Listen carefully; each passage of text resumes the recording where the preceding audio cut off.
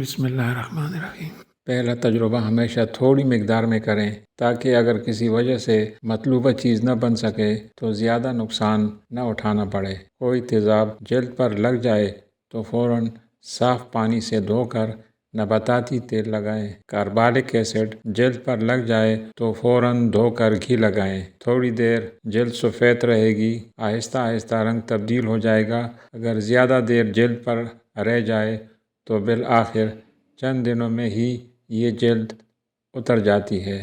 زہریلی ادویات کے تجربہ میں جو دھواں اٹھے اس سے بچ کر رہو، خصوصاً آنکھوں کو بچا کر رکھیں۔ غلطی سے تجربہ والی چیز میں آگ لگ جائے، مثلاً روغن تارفین، اسپرٹ وغیرہ یا دیگر چیزوں کو آپس میں ملانے سے چیزوں میں آگ لگ سکتی ہے، تو پانی وغیرہ ڈال کر بجھانے کی بجائے اوپر کوئی ڈھکن دے دیں، اس سے آگ فوراً بجھ جائے گی۔ تیزاب کو کمزور کرنا ہو تو پانی میں تھوڑا تھوڑا کر کے تیزاب ڈالیں۔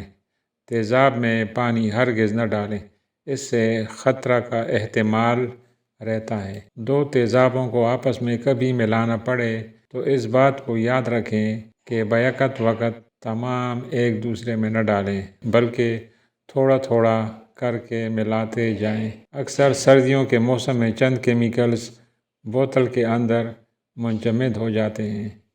انہیں حل کرنے کا آسان طریقہ یہ ہے کہ بوتل کو کارک لگا کر تیز گرم پانی میں تھوڑی دیر رکھیں تاکہ بوتل کے اندر گرمی پہنچے، اس سے منجمد پگھلنا شروع ہو جائے گا۔ اپنے تجربات کو ہمیشہ مختصر الفاظ اور وضاحت سے نوٹ کرنا ضروری ہے، اس سے آگے چل کر بہت سے فائدے ہوتے ہیں۔ کسی بھی چیز کو بنانے میں مختلف چیزوں کی ایک خاص مقدار مقرر ہو کر فارمولہ بنتا ہے۔ تجربہ سے پہلے تمام اشیاء کے اوزان کر لیا کریں اور یکے بعد دیگرے جو اشیاء شامل کرنا ہوتی ہیں بخوبی ذہن نشین کر لینا ضروری ہوتا ہے تاکہ غلطی کا امکان نہ رہے۔ ہر چیز کا تجربہ سوچ سمجھ کر بنانے کی ترکیب کو جان کر کریں، یہ نہیں کہ جی میں جو آیا ملا دیا اور فارمولہ غلط ہونے کا فتویٰ صادر فرما دیا۔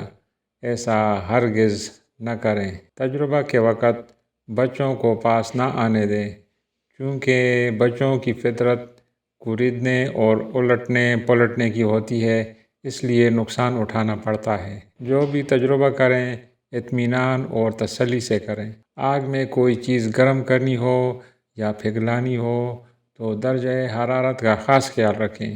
کمی بیشی سے چیز ہرگز درست نہیں بن سکتی اور ایک آنچ کی کثر ہو کر رہ جائے گی۔ آگ سے گرم پانی سے جسم کا کوئی حصہ جھلس جائے تو فوراً اس پر تیل چپڑ دیں۔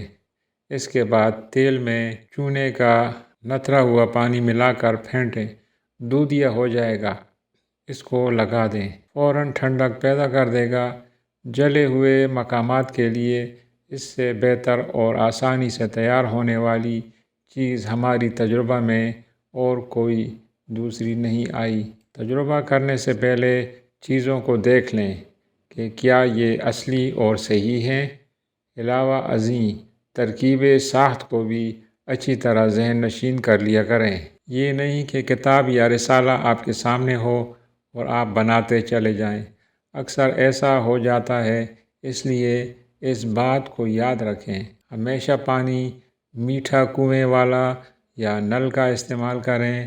تالاب یا ندی نالے کا پانی جوش دے کر صاف کرنے کے بعد استعمال کریں۔ کشید کیا ہوا پانی استعمال کرنے سے اشیاء میں پھپھوندی یا کائی نہیں جمتی، بشرط یہ کہ جراثیم کش ادویات ملا دی گئی ہوں۔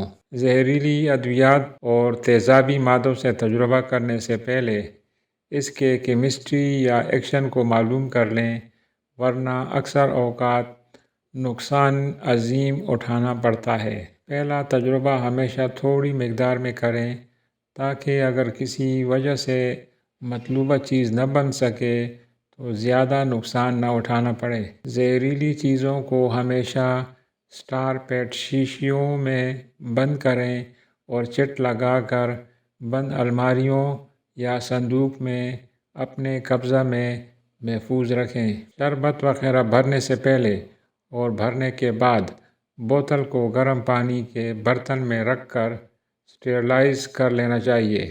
اس طریقے سے شربت بغیر گلے سڑے محفوظ رہتے ہیں۔ جب اجزاء اصلی نہ ہوں تو مطلوبہ چیز درست کیسے بنے گی؟ قصوروار ٹھہرایا جاتا ہے فارمولہ لکھنے والے اور اس کو شائع کرنے والے کو۔ یہ کہاں کا انصاف ہے؟ آپ کو ہماری ویڈیو کیسی لگی؟ کمنٹس میں اپنی رائے کا اظہار ضرور کریں۔ اگر آپ ہمارے چینل پر پہلی مرتبہ آئے ہیں تو چینل کو لائک اور سبسکرائب کریں۔ ویڈیو اچھی لگے تو یاروں دوستوں کے ساتھ بھی شیئر کریں تاکہ آپ کی وجہ سے ان کی بھی بھلائی ہو سکے۔ اللہ تعالیٰ آپ سب کو اپنی حفظ و امان میں رکھے، ڈھیر ساری خوشیاں عطا فرمائے۔ خدا حافظ۔